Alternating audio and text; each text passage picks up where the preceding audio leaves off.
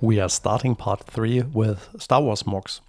Here you can directly see Jeddah City, a community project where all the parts really fit together well. Especially the change in elevation over the different terraces gives the city its particularly three-dimensional effect. It is like a big picture puzzle with an insane amount to discover.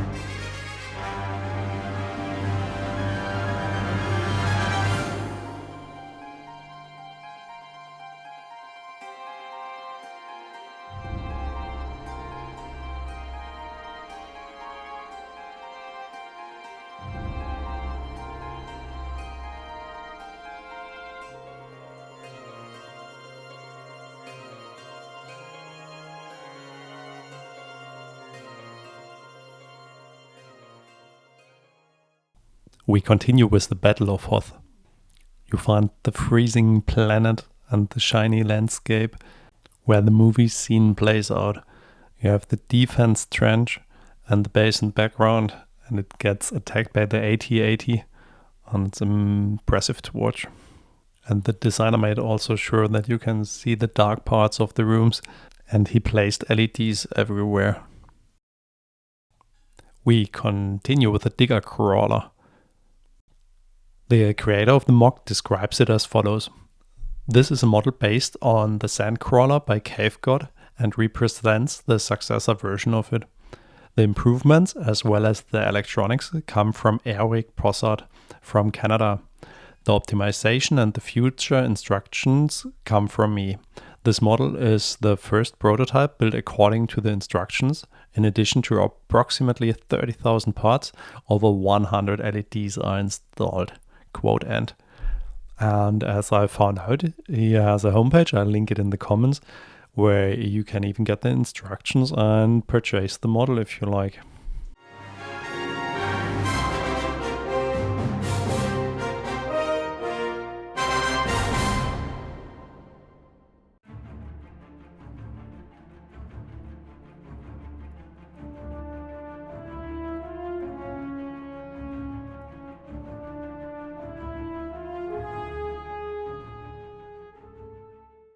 Here we see 3 mosaic pictures. And if you were also watching in my part 2 of the Bricking Bavaria, you found the interview with Oliver Kude, and he is also the designer of those 3 fascinating pictures.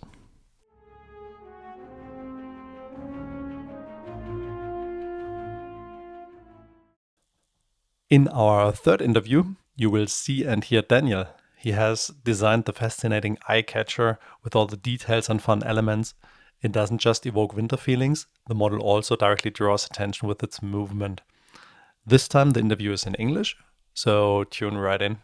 We have Daniel here from Slovakia, and he presents his model. So it's the infinite ski slope.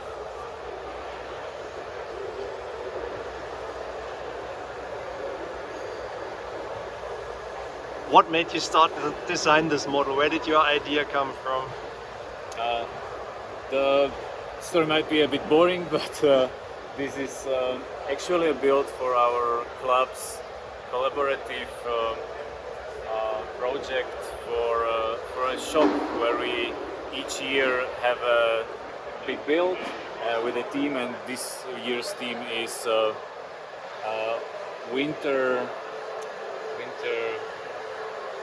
Winterland with attractions. So I made a bit of a sci-fi attraction with this gravity ski slope. And what was the hardest thing to build? What did you enjoy most? So this time I have to say that it went by very smoothly. Everything was just as I imagined, and like when I started building, each time I built a small section. No, nothing was really that hard. So I enjoyed. Well, what I enjoyed most was maybe these small inventions that are on the side that show like how humanity progressed from fire wheel through all the things there. Yeah. They're actually like in a timeline how they were found or invented. Although not many people probably get what it is, I just liked it as a little detail.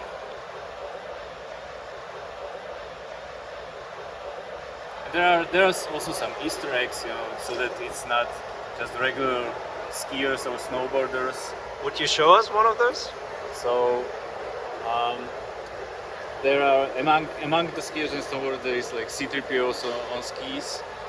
There is this army figure that was original. I mean, not original, real set from Toy Story, and he's using his base as a snowboard. Yeah. So that, and I also have these snow cannons, which I really wanted to turn, and now it works really well. So I'm really glad that you have it on video, that they turn and like shoot the snow.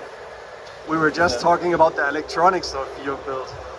Yes, so electronics have to come from the front for the collaborative build. But here is the power bank. It's connected to the wall, and you take out the snow cans, but inside. Wow, you can lift wow, okay. And it's really easy. It's just a motor that turns these wheels, and they each go to the same direction, and they turn the big wheel. That's it. Sounds so easy when you say it. It is.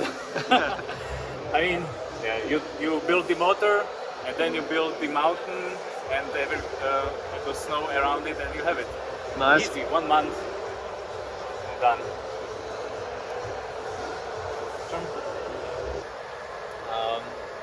And yeah, there are like small things like this person like destroying the icicles and so on, and maybe like there are these little snowmen hidden throughout the build. There's also something inside, not inside, outside, but on the back. But like you can find many. Really lots of details. Daniel, thanks a lot for the interview. Great build you have here. Thank you very much. Thanks. Thank you. We are now switching over to the topic city.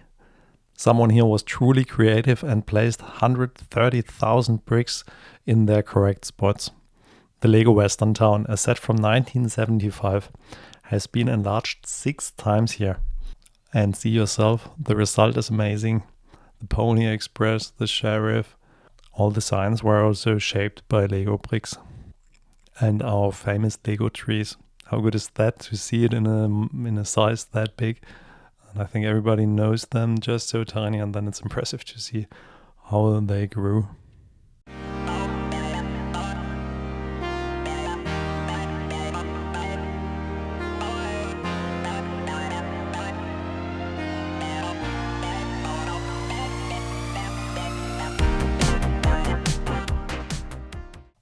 And I also saw this one before on YouTube, but never live. And it's great to see how many of the old bricks they got together. And all the buildings that are really from the 1960s, 1970s. And even the first train is here.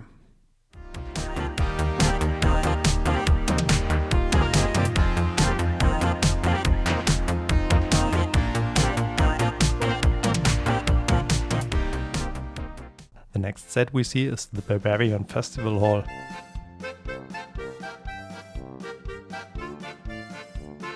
You can see stormtroopers drinking beer together with the rest of the folk. And if you had enough beer, switch over to the freefall tower and let's see if you can keep the beer inside. If you do not have so much space and if you're really a creative mind, you can do it like this designer, shrinking everything down to micro scale. but he's nailing the buildings, and you can directly see that it is a city line front. And here we go with the farmhouse close to Salzburg. And at first I thought, okay, it's interesting to see, but then when you have a look on the details, it's amazing. The technique here of the roof is good. Here someone is splashing water down on a guy and he's getting wet. Pigs are turning around. And after looking for a while, I found the small rabbits that were hiding with the carrot. And the other carrot was bitten away. Here someone is escaping from a deer. There's so much to see and going on. There's definitely something you should see if you have the chance. And now comes one that is really interesting for me to see personally, since I'm also working on my winter village. And as I got it from the sign, he also started with the small houses in the foreground, the standard houses, and then the Dolomites were arisen in the background. And then he continued with a lot of buildings that really look impressive. A sawmill to the left, where the snow accumulates on the roof, and some guys try to get the snow down. The lights are also chosen in a good way and that you can look inside. I really like how he modeled the river. It looks like a lot of water is going down here. You see the air bubbles rising and the wheels from the sawmill are turning. And you see the one is grabbing the water from the bottom side. It's rotating in one direction. The other one is getting the water from top. So it's rotating in the other direction. So he's really getting the physics right. We continue with the model Back to the Future from Jester and Jäger. And I found a really good YouTube video from them where they explain everything they built firsthand. Enjoy the ride from 1885 to 2015.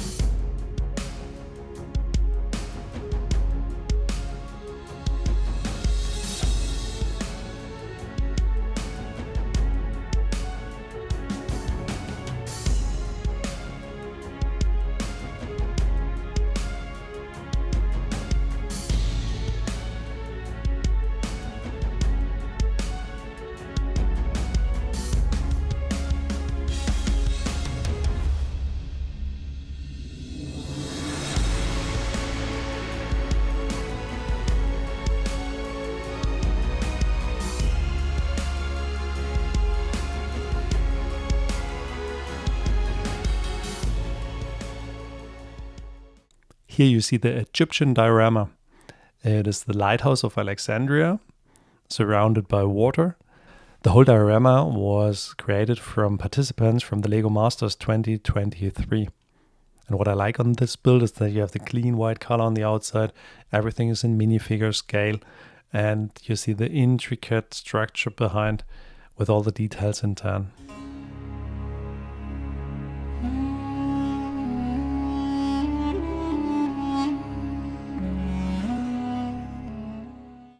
Here you see another diorama inspired by Italy. I can really relate to that. A vacation in Italy is always worth the trip.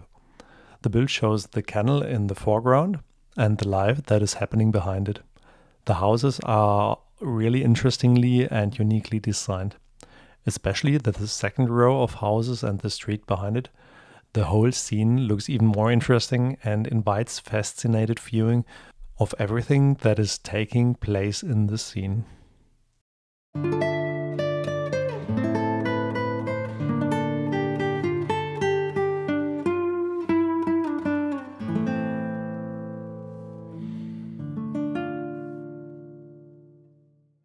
We continue with fantasy builds. Here you see the duel in the ruin. Just a small build, but definitely worthwhile watching it. The trees have a nice build style. The pavement looks really good, and in general it's not too much and not too less. Here we see the build Terra Draconis. It seems like the whole family Leap was sitting together and doing this cooperative project as a family project. An interesting side fact they mentioned for the build is that 1/3 of all the tiles are flat tiles in this build.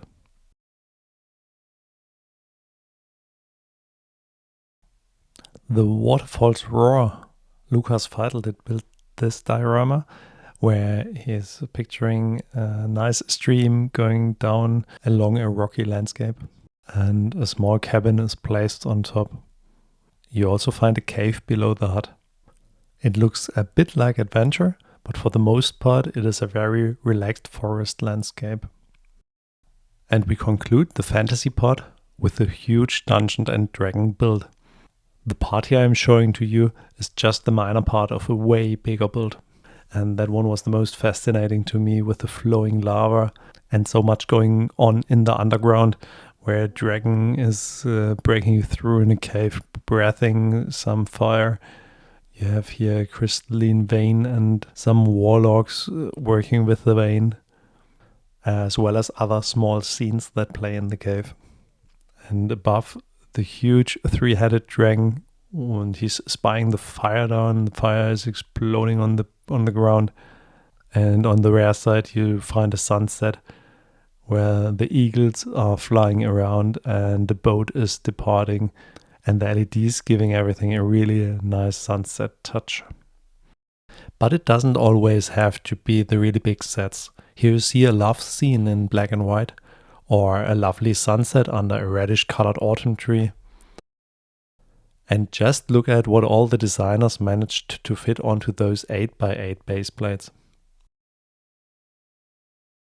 And with this cute green blob who landed on the alien white planet with his cubicle and spawned a lot of babies, we're going to conclude our series from the Bricking Bavaria 2025. I hope you had as much fun with the interviews as I did. Have a good time and see you soon when we continue to grow our project Winter Village.